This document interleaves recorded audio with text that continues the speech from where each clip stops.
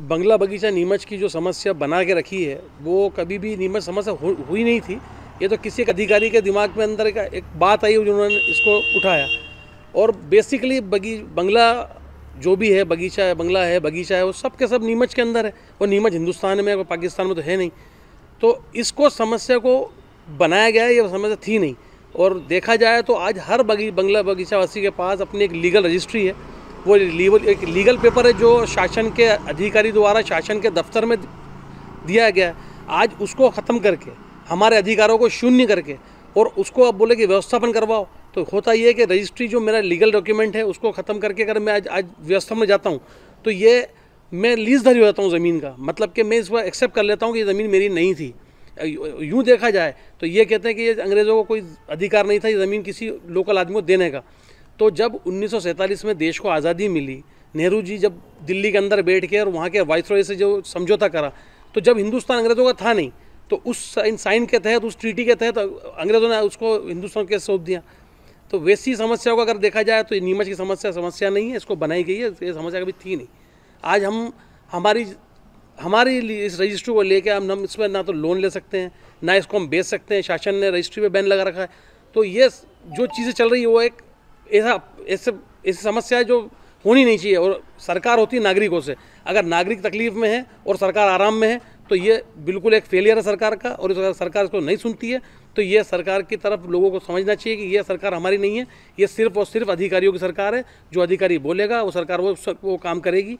इसके लिए मैं अपील करूँगा नीमच की जनता से कि जो जैसे हम आज एक मूक दर्शक बन के बैठे हुए हैं, हम हमारे अधिकारों के लिए नहीं लड़ रहे हैं, तो ये हम गलती कर रहे हैं। हमको हमारे अधिकारों के लिए बाहर आना चाहिए और ये जो भी समस्याएं बनाई गई है उसको दूर करने के लिए जो भी सार्थक प्रयास होने चाहिए वो करने चाहिए। देखिए, मूल सुविधा की बात करें तो बरसों बरस तक, जब तक मैं तो अभी तक देखा, कुछ टाइम के अंदर यहाँ पे कुछ डेवलपमेंट आया है, वो भी लोगों ने अपनी आवाज़ उठाई तो आया।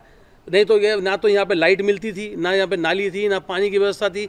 बस वोट दे दो आप 5 साल में एक बार, नगर पालिका फॉर्म हो जाए, आपसे हाउस टैक्स ले ले, आपसे सारे टैक्स ले ले, मगर आपको सुविधा कुछ दे दी नहीं जाती थी।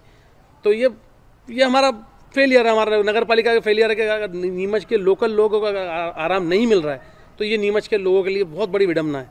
जब व्यक्ति अपना जब मकान बनाता है तो इतनी खुशी होती है उसको कि वो सोच भी नहीं सकता कि मुझे मकान बनने के बाद इतनी खुशी होती है कि मेरा आज किसी भी शहर के अंदर मेरा मकान है।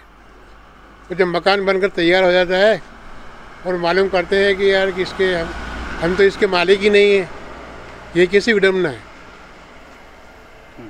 जब मालिक ही नहीं है तो फिर वो मकान हमारा किस काम कर रहा है मतलब। और ये जो जितनी भी समस्याएं, सब समस्या बनाई गई है वर्तमान समय के अंदर भी बंगला बगीचा समस्या निराकरण के लिए फाइलें मंगाई गई थी। जो भी फाइल लेकर जाता है कार्यालय के अंदर तो वहाँ उस फाइल के अंदर एक नहीं, दो नहीं, वो अनगिनत कागज और कहते ये भी लाओ, वो भी लाओ। और सुनने वाली बात तो वहाँ कुछ है ही नहीं कि बोला आप ये सब कागज लेके आओ, उसके बाद देखते हैं क्या हो सकता है आपका मतलब। तो ये कौन सी बात हुई। तो मतलब हम मालिक होते हुए भी हम उसके मालिक नहीं हैं अपने मकान के मतलब। और आज़ाद हिंदुस्तान के अंदर ये स्थिति में हम जी रहे हैं, क्या ये अच्छी बात नहीं है मतलब। वोट देने का तो अधिकार, वोट तो जो आता है तब उनको जब भी चुनाव होते हैं वोट के लिए तो आ जाते हैं, वोट हम भी डालाते हैं क्या। लेकिन जब हमको बैंक जाते हैं लोन लेने के लिए तो वो हमारी जो उसको मान्य करते ही नहीं, बैंक से लोन मिलता ही नहीं हमको। तो फिर क्या फ़ायदा हमें, ऐसी संपत्ति का क्या फ़ायदा। बेच भी नहीं सकते उसको, क्या अपने बच्चों को नहीं दे सकते किसी को भी। आज हमारी ज़मीन बंगला नंबर 20 गुरुद्वारा रोड, वो आज की तारीख में बंगला बगीचा में आता है। ना हम यहाँ के ऊपर कुछ घर बना सकते हैं हमारी ज़मीन के ऊपर, ना कुछ तोड़ सकते हैं। आज वो ज़मीन सरकारी हो चुकी है, हमारे लिए कुछ भी नहीं है वो ज़मीन की कीमत। गवर्नमेंट ने हमें इतना परेशान कर रखा है, ना कभी रजिस्ट्री हो सकती है इसकी, ना आने वाले टाइम में कभी हमें ऐसा लग रहा है कि होने वाली है।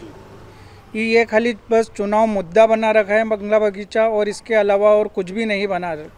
जब चुनाव का टाइम आता है तो सब नेता आके यही बोलते हैं कि हम बंगला बगीचा की समस्या हल करेंगे, वो आज तक कभी नहीं हुई है।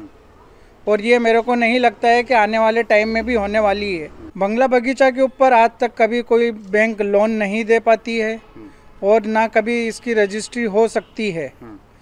तो उस वजह से लोग भी बहुत परेशान हैं, घर बनाने में उनको बहुत दिक्कत आती है।